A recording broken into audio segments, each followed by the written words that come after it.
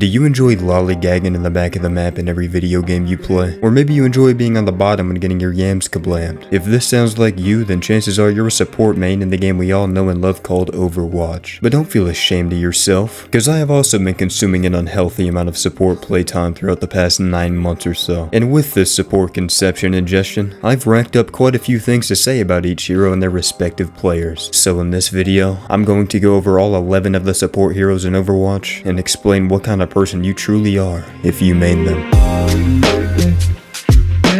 What a great way to start things off. I love Ana mains, because they're just like me. Chances are, if you're an Ana main, then you probably enjoy stationing yourself well away from any given confrontation. You're most likely the smartest person in the group, and people often look to you for guidance. You're the alpha, if you will, but no one actually says it. Whenever there's an argument underway, you always position yourself to be outside of the heat, but you make sure you can still understand the full picture of what's going on. Other people's drama is your secret fuel. A perfect example of this is how back at my old job, I would always say the right things to different people. That way a little debate breaks out, while at the same time nobody can point the blame to me. It's free entertainment, and as an Ana player, this is your favorite thing to partake in while passing time. Ana mains are also always prepared for any given scenario they may see themselves in. They're like the smart, quiet kids in school. Not the ones that shoot the school up, but the slightly more sane ones. Let's talk about Baptiste. After a careful examination over the past few years, I can say with confidence that there are only 2 types of Baptiste players that exist in the game of Overwatch. The higher probable option of the two is that you're probably just gay. You started off playing Mercy, but after pulling out your gat a couple of times and dying faster than Dr. Disrespect's soul after reading his chat, you switch to Baptiste and proceed to mow down all of your poor victims with your very fair and balanced assault rifle, like you're committing an act of terrorism. But this isn't the only factor that inevitably made you main this man. Once you saw his beautiful Hawaiian shirt on this skin, along with his chiseled jawline and sexy voice, you just couldn't help but let out a whimper and lock Bap every game. Now, if you're not gay and you main Baptiste, then chances are you're a muff-munching virgin console Zimmer that has never been shown any affection in your entire life. So you decided to pick the support hero that has an immortality ability, along with a retarded amount of DPS. That way you can endlessly bully fellow plant players like yourself. Plug in a controller, buddy. You're not that guy. Moving on to Brig. Brigitte mains absolutely adore getting in people's faces. Whenever you're out and about with your buddy old pals, you're always the one that willingly steps into the front line during confrontations. You don't let things bother you easily. No matter how many times your team tells you to swap because Brig is useless on the map you're playing, you will still stand your ground. You're the type of guy to bully autistic children. Power is the only thing you seek in life, and you loathe to be the strongest being in the room. But the truth is, you're 115 pounds and can't even lift the barbell off of the bench press. Also, this is a bit of a side tangent, but why do you Brig players constantly swing your mace even when there's not a single enemy pixel on your screen? Does it make you faster or something? This also applies to Rhine players. Do y'all just have chronic ADHD? Calm the fuck down for once, just chillax. Moving on to Ilari. Now I know I haven't spoken about Moira yet, but Ilari is basically just a slightly more useful Moira. And since Moira players were that person at school that always smelled like the underside of my taint after a 3-hour-long ballsack workout, maining Ilari means you probably stink only half of that amount. Now Ilari is also a very popular pick for Zimmers, but it's a lot less common, so I'm not even gonna pick that bone. I will say, however, Ilari mains are the most likely people out of all Overwatch players to become IRL terrorists. Cause you already got the package down to a T. You have some Star Wars blaster to erase your operatives quicker than I can spell barnacles, and your ultimate is pretty much just Kim Jong-un's wet dream. I would like to say that the chances of you rocking some otherworldly drip is very high if you main Ilari. Like, even though you might produce a pungent stench, your hair is probably on par with Farrah Fawcett. And yes, this is a childhood crush of mine. I don't care if she's a fossil now. I've always lost my gourd every time my eyes met her tame. Anyways, let's move on before I burst at the seams. Let's talk about Juno. The whole reason I even got into playing support in the first place was because of Juno. I was getting tired of playing DPS non-stop one day and just wanted to try something different, and that's when I picked a caked up space woman. If you main Juno, chances are you're just a casual gamer without the Y that just wants to benefit their team with a character who doesn't give you much of a hassle. Juno's a very straightforward hero to learn, and she has a splendiferous healing output, meaning so long as you don't have multi-personality disorder and think you're playing Reinhardt frontlining, then you can get value no matter how shit you are at Juno. You enjoy having high mobility in games. You most likely haven't learned how to play Lucio effectively, so you opt to using Juno's speed ring to benefit your team instead. You're the guy in the friend group who rarely ever rages, and is just generally an enjoyable person to harp with. Also, you probably watch a lot of Overwatch porn.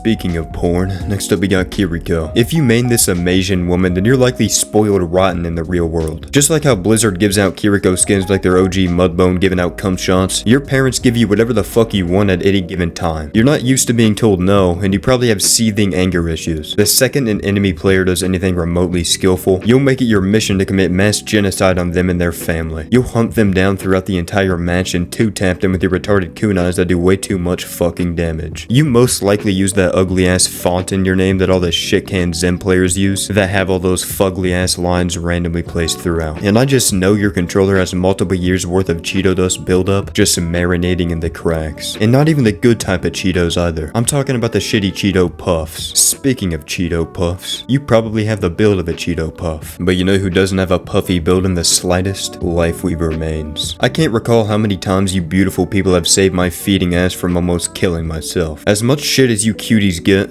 I'll always love you. But shit talk doesn't even matter, cause Weaver mains are the Giga Chads of Overwatch. They don't let negative words affect them. Hell, they don't even permit the positive ones to have an effect. They know exactly what they want in life. Lifeweavers are like the Doctor Stranges of Overwatch. They have a plan well before they even know what map they're loading into. And unlike Dutch, this goddamn plan actually exists.